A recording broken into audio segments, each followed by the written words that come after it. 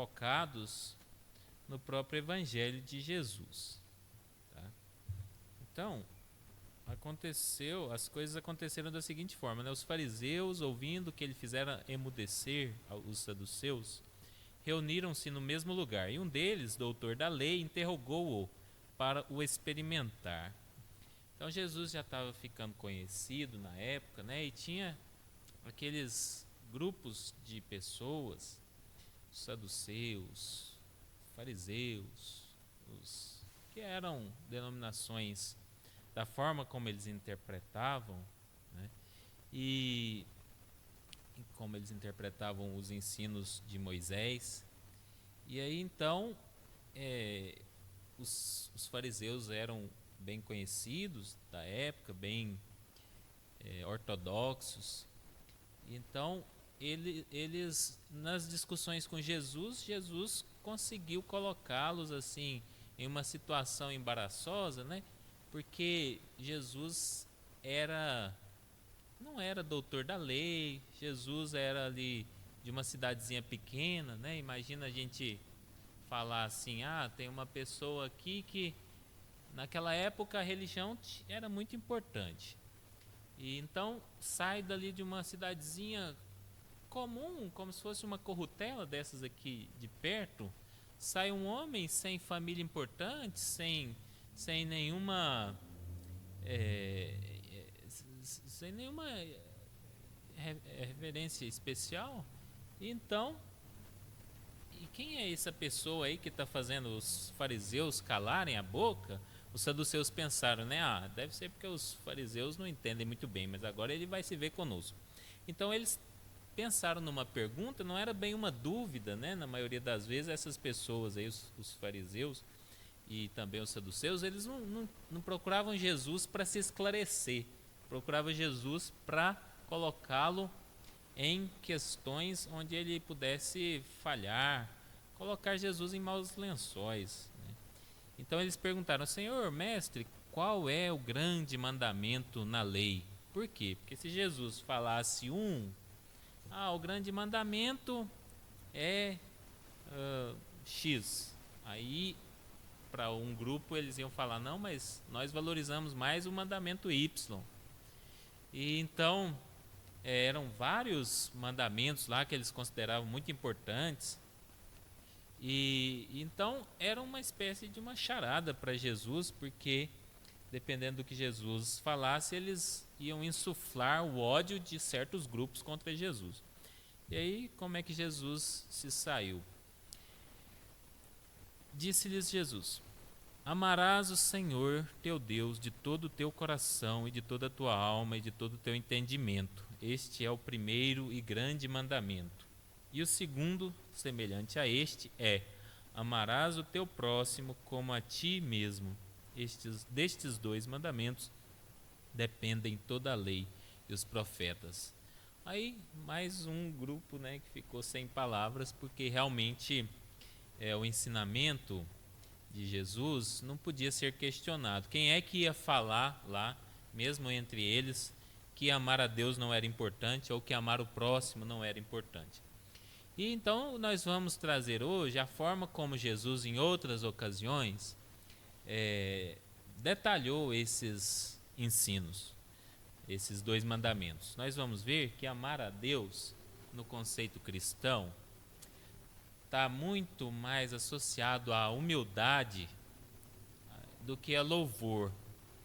Nós vamos ver passagens que são importantíssimas do Evangelho, que isso fica bem claro, e depois nós vamos ver o amor ao próximo, que tanto no cristianismo quanto no espiritismo estão relacionados a esses três fatores: benevolência, fazer o bem para o próximo; indulgente, ser doce com as faltas alheias; e o perdão. Então, o amor a Deus a gente pode ver lá em Mateus, quando Jesus já estava para ser crucificado e ele prostrou-se com o rosto em terra e disse: Meu Pai, se for possível, afasta de mim este cálice, contudo, não seja como eu quero, mas como tu queres. A gente vê então a confiança plena de Jesus no Pai Celestial, que mesmo diante daquela previsão da sua morte próxima, porque a morte de Jesus já havia sido prevista nas Escrituras, se a gente lê lá no Novo Testamento, mais ou menos aí nessa parte aí no capítulo 26, né, que já é um capítulo bem adiantado no Evangelho de Mateus, a gente vai ver que Jesus e os discípulos já estavam esperando a perseguição, a crucificação, a morte de Jesus. Mesmo diante dessa expectativa de uma coisa terrível acontecer com ele, é claro que feliz ele não estava, né? Nessa época aí foi quando ele suou sangue, quando ele ficou profundamente angustiado. Então ele não estava feliz com aquela situação. Ele diz: Senhor, se for possível, afasta de mim esse cálice. Quer dizer, alguma coisa que vai estar sendo oferecida para ele e ele sabe que é muito amarga. E assim também nós devemos nos portar diante das dificuldades, como foi visto aí na lição do Evangelho. As dificuldades vêm e a gente deve se portar como Jesus. Senhor, é possível afastar esse cálice? É possível a gente fazer alguma coisa dentro dos padrões éticos, morais, legais, para evitar esse mal? Se for, vamos evitar. Mas não seja como eu quero, mas como tu queres. Quer dizer, se mesmo diante das nossas ações a situação permanece ali e é realmente a vontade de Deus que a gente passe por ela, que seja feita a vontade de Deus. Jesus disse também lá em João: eu não posso fazer nada de mim mesmo, julgo apenas como ouço, e o meu juízo é justo, porque não busco a minha vontade, mas a vontade daquele que me enviou. Toda a vida de Jesus a gente vê essa conexão com Deus, de buscar não os seus próprios interesses. Um homem inteligente, que era Jesus, poderia muito bem ter buscado os seus interesses, fazer fortuna, Sandrinha, fazer fortuna, enriquecer e buscar as facilidades. Mas ele disse já desde o começo: eu não vim para cumprir a minha vontade, mas a vontade daquele que me enviou, demonstrando aí o seu amor a Deus, como é que ele colocava isso em prática. E depois, um pouco mais adiante, quando os judeus estavam ali para prendê-lo e para crucificá-lo, quando Judas faz um combinado, entra num conluio com os judeus e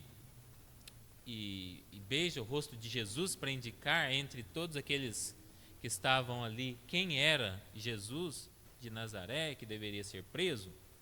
E aí vem um dos soldados para prender Jesus, e Pedro tenta interferir, corta a orelha do soldado, e aí Jesus fala: não, Pedro, guarda a sua espada, embainha a tua espada, porque todo aquele que fere com a espada perecerá também pela espada.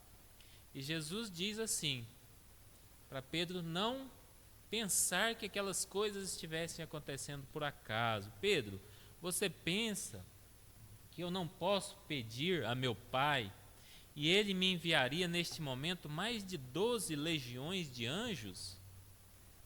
Ou seja, tudo isso que está acontecendo, Pedro, não é por desamparo de Deus ou por uma coisa que pudesse ser evitada se eu me apegasse mais a Deus ou agisse de uma forma ou de outra. Não, isso está acontecendo porque precisa acontecer. Caso contrário, eu poderia pedir, os anjos de Deus viriam em meu socorro, assim como em tantas outras circunstâncias que coisas ruins estavam ali acontecendo ou para acontecer e que Jesus orou e tudo aquilo passou. A tempestade foi acalmada,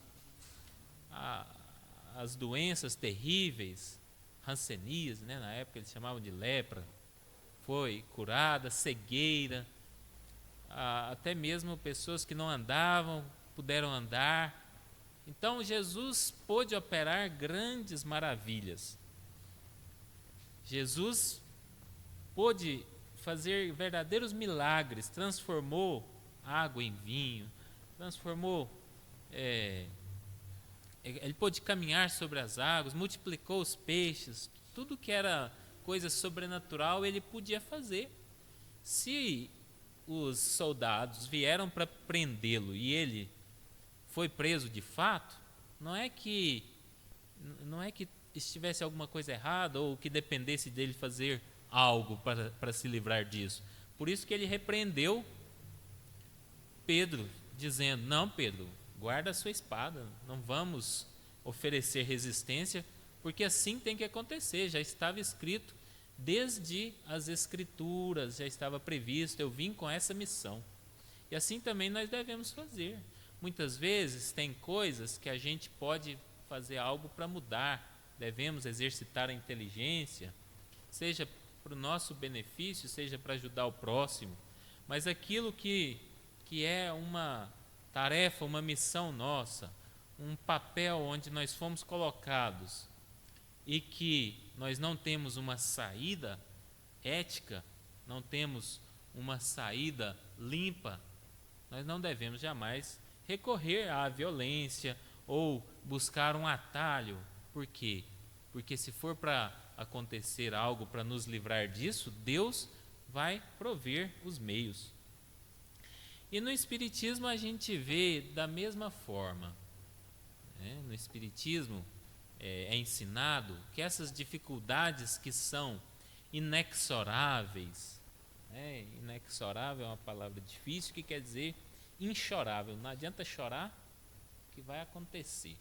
Essas dificuldades que a gente tenta fazer o nosso melhor, mas mesmo assim elas frustram nossas expectativas, elas são coisas da vontade de Deus, são planejamentos prévios que nós fizemos antes de reencarnar.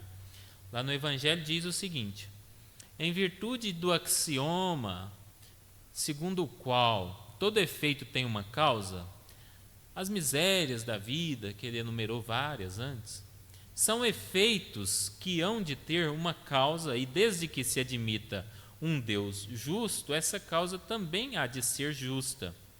Se não se encontra na vida atual, há de ser anterior a essa vida. Isto é, há de ser numa existência precedente. Se somos punidos, é porque fizemos o mal. Se esse mal não o fizemos na presente vida, tê-lo-emos feito em outra. E é assim que o Espiritismo facilita para nós o amor a Deus, porque nos mostra que as coisas difíceis que acontecem, as aparentes injustiças, têm a sua explicação nas várias existências. E nós não vamos encontrar essa comprovação nos casos que nos dizem respeito pessoalmente no Espiritismo. A gente nunca vai, está passando por um problema e vai lá no médium e o médium vai falar: olha, esse problema é por isso, por aquilo outro, coisa da sua existência que você fez. Então nós precisamos de ter a confiança, de ter a fé na justiça e no amor de Deus, que o Espiritismo facilita tanto pela lógica como nos apresenta as coisas, como também pelos exemplos dos outros. Não chega a resposta pessoal, direcionada, mas chegam respostas de casos que acontecem com outros espíritos e que podemos trazer para o nosso dia a dia, aplicar às nossas próprias questões. Por exemplo, o livro Céu e o Inferno é repleto desses exemplos de espíritos que tiveram uma vida aqui na Terra, desencarnaram e depois eles narram no mundo espiritual as causas daquilo que eles tiveram que passar na Terra. Uma vez que a gente chega no mundo espiritual, a gente se recorda de tudo aquilo que a gente já viveu antes, das várias existências que a gente teve antes. E lá os espíritos recordam-se e associam, fazem essa correlação. Na Terra precisei passar por isso e aquilo, mas na existência anterior a essa, eu fiz isso e aquilo, que são coisas relacionadas. Aqui, por exemplo, nós temos lá o caso da viúva de Fulon, que embora fosse uma pessoa muito correta, muito idônea aqui na Terra, muito generosa, ela teve muitos desgostos aqui na Terra, né? Adoeceu, viveu muitos anos ainda na cegueira completa, né? E aí ela vem dizer que tudo aquilo que ela passou tinha uma necessidade, foi importante para a sua purificação. E ela traz no final da sua mensagem esse encorajamento: resignai-vos, queridos filhos, às vontades do Onipotente, e tirai de tudo quanto vos permitiu receberdes a força para suportar as provações da vida. Tende firme no coração a crença que tanto me facilitou a passagem para este mundo. Então, desse ponto de vista, a gente, em vez de se rebelar com Deus, porque eu não merecia isso, entre tantas pessoas, por que eu precisei passar por isso e por aquilo outro? Não, a gente tendo a fé em Deus, a gente vai encarar essas adversidades da vida como oportunidades que nós recebemos para nos purificar, para reescrever a nossa história, para mudar as coisas que a gente vinha fazendo errado lá atrás, e agora a gente tem uma chance de apagar e escrever certo. E com relação, então, ao amor a Deus, é isso, é a gente perceber que Deus nos ama, nos permite tantas oportunidades de sermos felizes, tantas alegrias no nosso dia a dia, e mesmo as tristezas, as dificuldades, têm uma razão e têm uma consolação no futuro. Tem algo maior que nos aguarda e que nós aqui na Terra, com essas dificuldades, estamos apenas pagando o preço, o ingresso para uma vida muito melhor. Como Jesus, aliás, já tinha nos ensinado há mais tempo sobre o reino de Deus. Bem-aventurados os aflitos, porque serão consolados. Bem-aventurados aqueles que choram, que sofrem, porque deles é o reino de Deus. Eu acho que dessa forma fica muito mais fácil da gente desenvolver esse amor a Deus, da gente reconhecer na majestade suprema a justiça infinita e a bondade com que vela por cada uma das suas criaturas. E quanto ao amor ao próximo, no livro dos Espíritos, na questão 886, é perguntado qual o sentido da palavra caridade, amor ao próximo, conforme Jesus a entendia.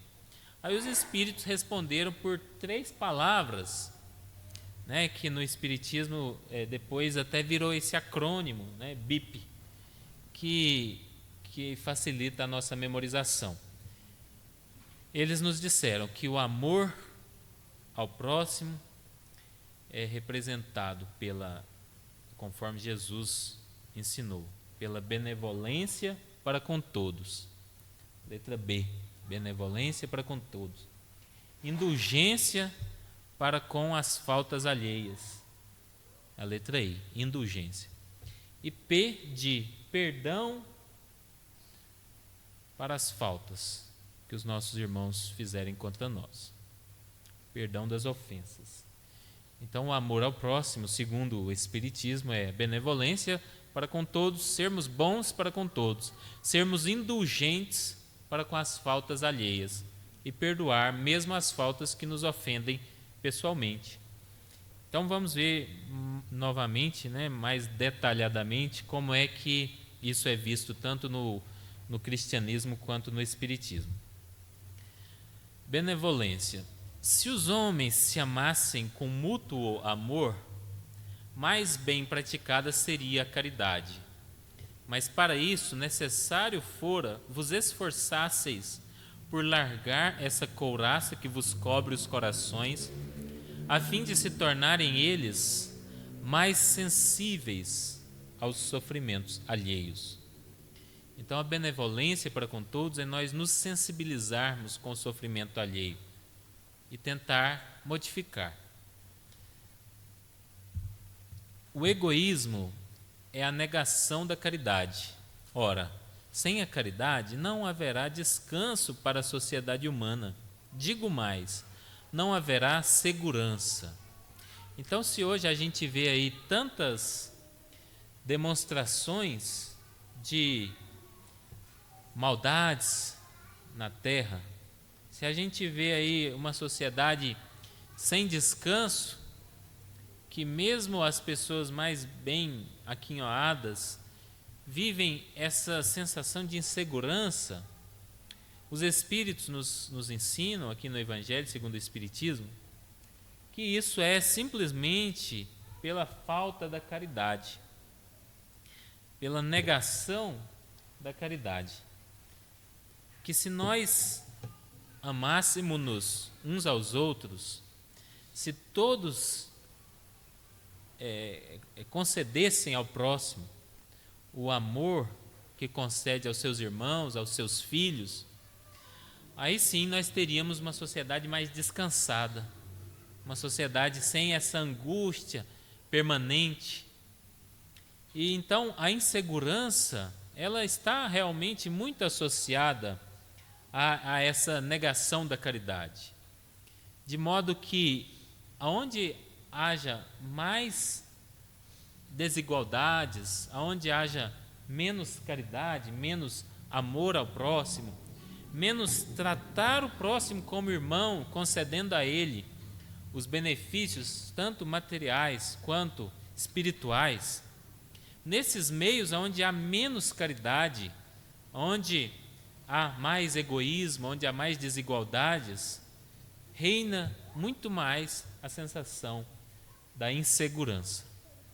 Se nós queremos, portanto, resolver a questão da segurança, nós precisamos pensar não apenas em resolver as consequências, mas principalmente as causas.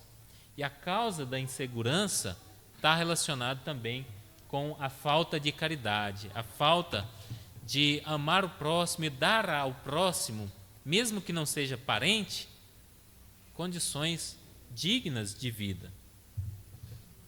E Jesus também nos ensinou sobre esse amor ao próximo, sobre essa ajuda ao próximo, em algumas passagens muito representativas do Evangelho, muito importantes dentro do Evangelho. A primeira, talvez a mais importante, é a passagem do bom samaritano, que Jesus disse que um homem ia de uma cidade para outra e foi assaltado no meio do caminho.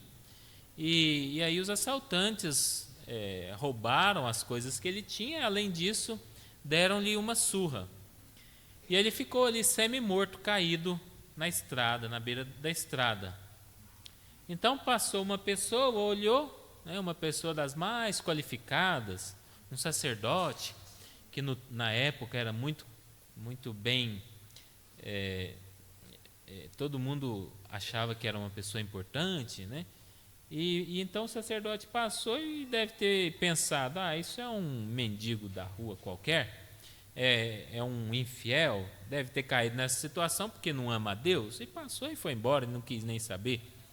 Depois veio uma outra pessoa também, das mais gabaritadas na sociedade, olhou também, com desdém e nem se importou e seguiu adiante.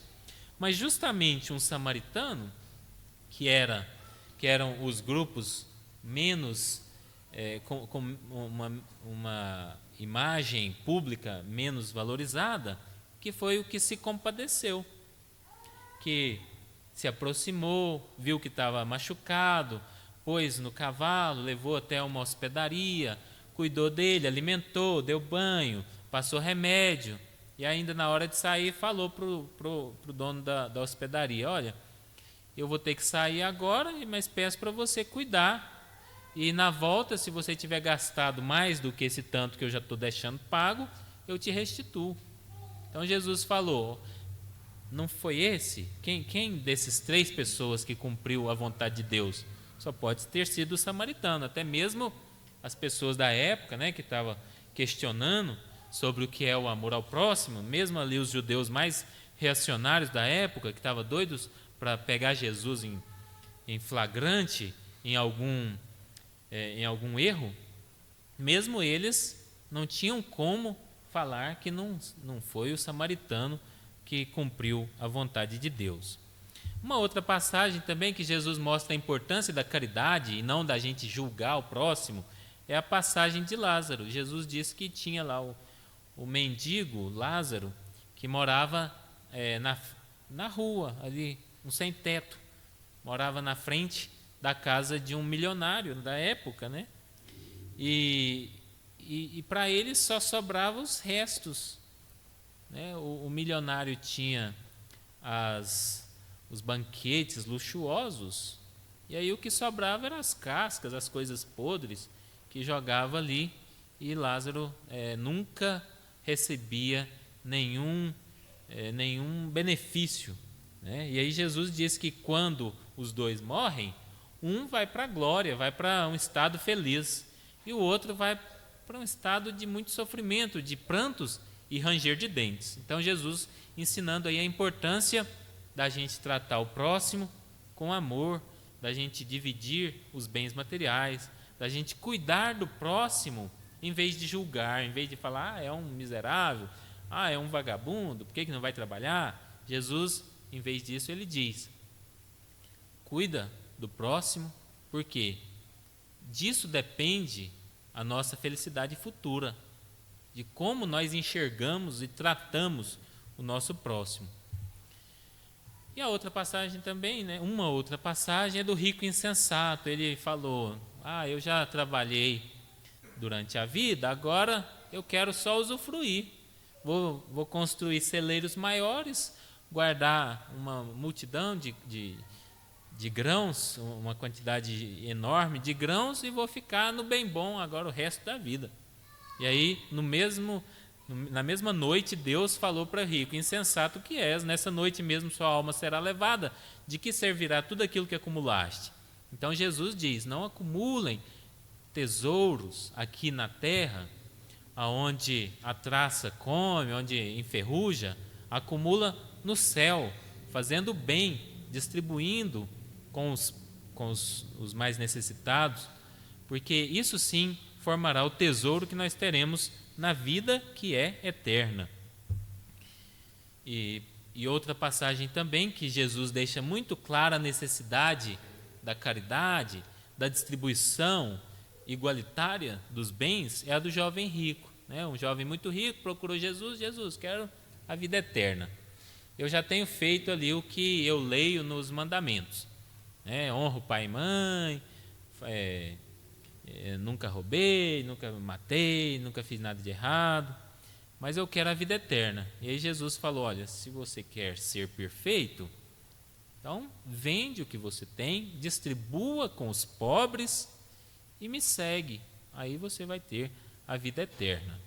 Então, não é que Jesus estava dizendo que ele estivesse errado, que ele fosse um daqueles que, igual o rico, o milionário que Lázaro morava na sua porta, né, que depois foi para o pranto e ranger de dentes. Não é o caso aqui. Era um homem bom, cumpria os mandamentos, né, mas Jesus diz, agora, se você quer dar um passo a mais, uma situação de perfeição maior, aí você tem que fazer o seguinte, desapegar dos bens materiais. Dá o que você tem para os pobres que precisam mais do que você e vai ter uma vida de simplicidade. Aí o jovem saiu triste, né, porque era possuidor de grandes bens, já tinha elevação suficiente para fazer o bem e tal, naquilo que lhe cabia, mas não para ter uma vida de simplicidade, ou não ao ponto de de doar em vida os seus bens, de tomar como se fossem herdeiros os deserdados da terra, os pobres. E agora sobre a indulgência. A indulgência é quando a gente vê alguém que está cometendo alguma coisa errada e aí a gente perdoa. Mas geralmente a palavra indulgência, qual que é a diferença de indulgência e perdão? Geralmente o perdão é quando o mal nos atinge mais pessoalmente. Tá? Por exemplo, se alguém vem e me machuca, rouba alguma coisa minha, aí o que cabe fazer é o perdão, porque a gente foi pessoalmente atingido. A indulgência já está mais associada com alguma coisa errada que as pessoas possam fazer, mas que aquele erro ele tem uma consequência na vida dos outros, ou é um mal mais difuso que a gente não consegue, se a gente não é pessoalmente afetado. Então aqui nesse caso da mulher adúltera, né? A mulher foi pega lá em adultério, né?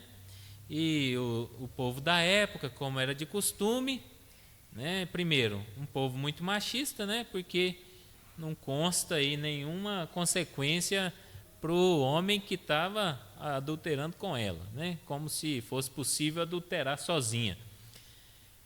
Mas, né, além desse parênteses, né, o caso é que ela foi pega em adultério, né? E então já estavam ali os judeus da época preparados para apedrejá-la, né? E aí então, o que Jesus recomendou? Eles até aproveitaram, olha a chance, né? Vamos levar esse caso lá para Jesus, porque se Jesus mandar a gente absolver, ele está indo contra Moisés. Moisés é o nosso maioral e mandava apedrejar as adúlteras. E agora, se ele falar que pode apedrejar mesmo, aí ele está indo contra tudo aquilo que ele tem ensinado. Ele tem ensinado o perdão, o amor ao próximo, né? E todos essas passagens que a gente já mostrou aqui, né? Jesus já estava constantemente ensinando sobre o perdão. E aí, então, o que vai sobrar para Jesus? E aí Jesus teve uma sacada de mestre, né? Ele não disse que era proibido apedrejar, mas também nem que deveriam. Ele falou, tá bom, podem apedrejar, mas faça o seguinte: quem estiver sem pecado, atire a primeira pedra. Ou seja, não era o mesmo Moisés que mandou apedrejar? O que tinha ensinado a gente a ter uma vida sem pecados? Então quer dizer que a gente pode apedrejar, a gente tem que ser rigoroso com os outros, mandar apedrejar porque Moisés mandou, mas comigo mesmo eu não preciso seguir à risca a lei de Moisés? Então, né, dessa forma Jesus colocou eles nessa situação de que nem podiam apedrejar porque afinal de contas ninguém era isento do pecado, e nem também dizer que pode fazer qualquer coisa, né? Também não. Jesus depois falou, vai, não tornes a pecar, para que não te aconteça coisa pior. E então, no Espiritismo, né, lá no Evangelho segundo o Espiritismo, nós temos ensinamentos também exatamente iguais. Temos lá essa lição: meus caros amigos, todos os dias ouço entre vós dizerem, sou pobre, não posso fazer a caridade. E todos os dias vejo que faltais com a indulgência aos vossos semelhantes. Nada lhes perdoais e vos transformais em juízes, muitas vezes severos, sem querer de saber se ficaríeis satisfeitos que do mesmo modo procedessem convosco. Não é também caridade a indulgência? Vós que apenas podeis fazer a caridade, praticando a indulgência, fazei-a assim, mas fazei-a largamente. Então, mostrando, né, que o que cabe para a gente fazer diante daquele que faz coisas que a gente não concorda, é ter a indulgência, é deixar para lá, é a prática mesmo da caridade para com os nossos semelhantes que pensam diferente. E eu acrescentaria, muitas vezes a gente pensa diferente e é a gente que está errado. Então, se a gente for mais humilde, né, aí às vezes passa alguns anos, se a gente não agiu com muita severidade, passa alguns anos a gente pensa, nossa, que bom, né, que naquela época eu pensava as coisas erradas, mas não cheguei a me comprometer por causa disso.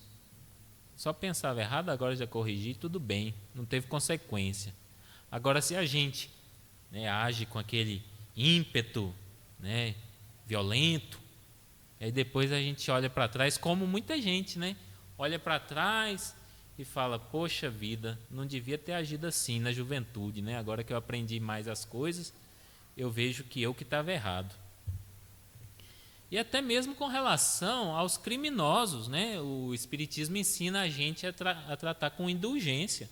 Não vos cabe dizer de um criminoso, é um miserável, deve se expurgar da sua presença à terra, muito branda é para um ser de tal espécie a morte que lhe infligem. Não. Que diria Jesus se visse junto de si um desses desgraçados? Lamentá-lo-ia, considerá-lo-ia um doente, bem digno de piedade, estender-lhe-ia a mão. Pelo menos podeis orar por ele. Pode ele ser tocado de arrependimento, se orardes com fé. Ajudai-o, pois, a sair do lameiro e orai por ele. Está vendo? Mesmo no caso dos criminosos, das pessoas que está lá, né? Comprovado, fez isso, fez aquilo, é um crime grave. Mesmo nesses casos, o Espiritismo ensina a gente a ter essa postura de orar por eles. E Jesus também nos ensinou sobre a indulgência em várias passagens. Tá? Por exemplo, o filho pródigo vendeu tudo que tinha, gastou com as coisas, né? Com os vícios, as coisas erradas.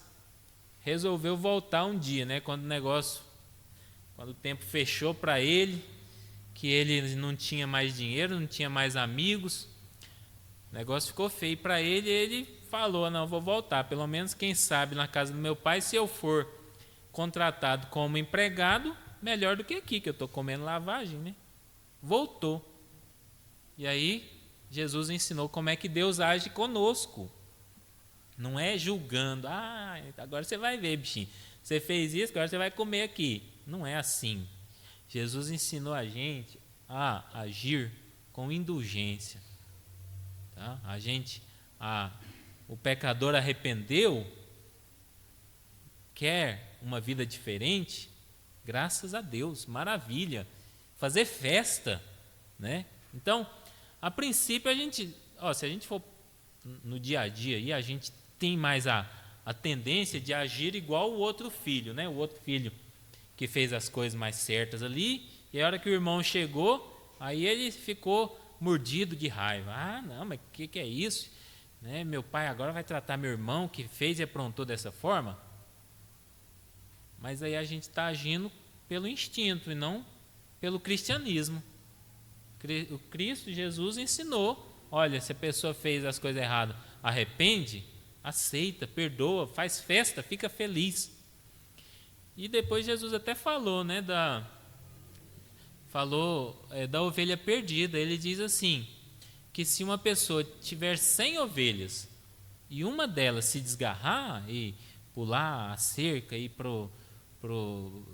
os lugares perigosos, o que é que o pastor bom faz? Ele deixa as outras 99 guardadinhas ali no curral e vai buscar a outra.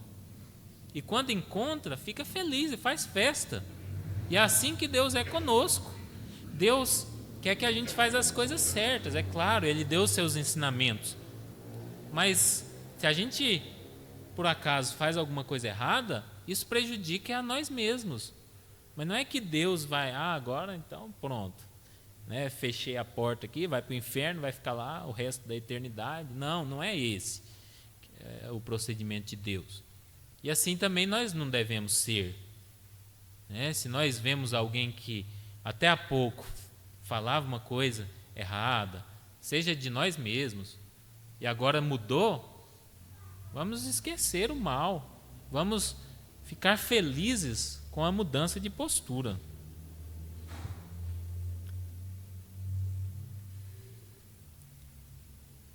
Textualmente, tá assim, ó. Qual de vocês que possuindo 100 ovelhas e perdendo uma, não deixa as 99 no campo e vai atrás da ovelha perdida até encontrá-la? E quando a encontra, coloca-a alegremente nos ombros e vai para casa.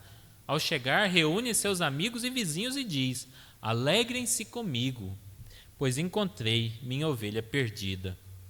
Eu lhes digo que, da mesma forma, haverá mais alegria no reino do céu por um pecador que se arrepende do que por 99 justos que não precisam arrepender-se. E lá, novamente, no Evangelho, né, tem uma lição também que vai nesse mesmo sentido. E chega ao ponto de dizer que nós deveríamos, se caso acontecer isso conosco, até mesmo arriscar nossa vida para salvar um malfeitor. Então tem alguém lá, a gente sabe que é um malfeitor, a gente pode até salvar a pessoa, mas é arriscado. O espírito que respondeu a pergunta disse: vai lá e salva. Se a pessoa depois vai fazer o mal, não sei, talvez, mas quem sabe ela, com esse ato, ela vai perceber que é amada, vai perceber que tem um caminho novo. Então isso é cristianismo. E o perdão das ofensas, né? Da gente, mesmo quando esse malfeitor age conosco mesmos, que a gente tenha a nobreza de demonstrar que o cristianismo é vivenciado por nós. Não é apenas uma filosofia que a gente ouviu e achou bonito, não. Que a gente consegue colocar isso em prática. E Jesus ensinou, né, na parábola, que uma pessoa devia para o rei e foi lá pedir misericórdia. Ó, Senhor, eu devo, eu sei, eu quero pagar. Aí o rei se compadeceu e falou: tá bom, meu filho, então pode ir, trabalha, junta seu dinheiro, depois você me paga. Mas esse mesmo homem, né, que foi perdoado, saiu ali na rua, encontrou um outro que lhe devia uma quantidade até menor, bem menor, e ele não teve compaixão. E ele falou: não, seu miserável, você vai ser preso, e enquanto você não me pagar, eu não vou deixar que te libertem. E aí o rei ficou sabendo disso e falou: então tá bom, então você também vai ficar preso. Então Jesus diz que é assim, perdoai as nossas ofensas como nós perdoarmos a quem nos ofender. Se vem uma ofensa, a gente tem que perdoar. Se a gente quer o perdão de Deus, somos todos nós devedores. Jesus disse também: olha, vocês aprenderam aí com Moisés, amai os vossos amigos e odiai os vossos inimigos. Eu, porém, vos digo: amai os vossos inimigos, fazei o bem para os que vos perseguem e caluniam, porque assim sereis chamados de filho de Deus. E disse ainda, para Pedro: perdoai não 7 vezes, mas 70 vezes 7 vezes. E disse ainda: se estiver apresentando a sua oferta no altar e ali se lembrar de que seu irmão tem algo contra você, deixe ali diante do altar a sua oferta e vá primeiro reconciliar-se com seu irmão. Depois volte e apresente a sua oferta. E o Espiritismo nos ensina também sobre o perdão, dizendo que ao culpado não basta o arrependimento apenas, sendo este o primeiro passo para a reabilitação, que atrai a divina misericórdia. O arrependimento é o prelúdio do perdão, o alívio dos sofrimentos. Mas porque Deus não absolve incondicionalmente, faz-se necessária a expiação e principalmente a reparação. Quando a gente perdoa um irmão que nos ofendeu, não significa que ele esteja livre completamente. está livre de nós. Mas a justiça de Deus, ela requer também a reparação, tá? E a expiação e depois a reparação. Sempre que a gente faz um mal, a gente demonstra, sim, a nossa imperfeição. Para corrigir essa imperfeição, Deus nos coloca naquela mesma situação que a gente pôs nossos irmãos. Então, a expiação é necessária, né? Agora, se eu estou expiando o mal através da ação ruim que eu sofri, e aí se eu me vingo, então eu não estou deixando a justiça de Deus agir em minha vida, e portanto ainda continuo devedor. O perdão das ofensas é de tantas uma das mais poderosas atenuantes do mal. Então nós todos temos nossos erros desta vida ou das outras, e a forma como nós nos livramos disso é sofrer com resignação as dificuldades da vida. E se a gente perdoa o nosso irmão, esse é um grande atenuante das nossas próprias faltas. E aí, para finalizar, Jesus diz: se perdoardes aos outros as ofensas, também vosso Pai Celestial vos perdoará. Mas se não perdoardes aos outros, tampouco vosso Pai perdoará as vossas ofensas. Agradeço a todos pela atenção, e que tenhamos um resto de semana de muita paz. Muito obrigado.